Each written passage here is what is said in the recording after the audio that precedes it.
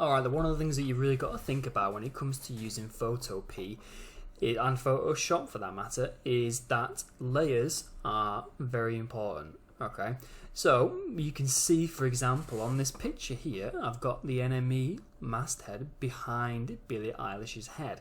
And the reason why that works is because of the way I've set out my layers here. So you can see here, if I hide some of these layers, I've got a picture of Billie Eilish's head there, just her head. And I've also got another one here of the entire picture.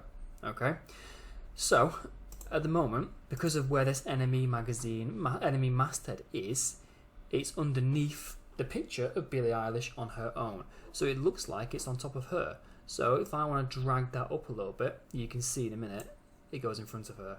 So it's really important to make sure that you know which layers should be on top of other layers, because whatever is at the top is what is going to be at the very, very top.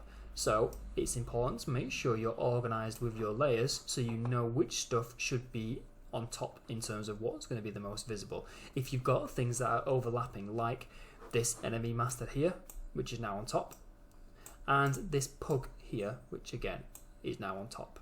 Okay, so make sure you're keeping an eye on how you adjust your layers so you're not getting confused.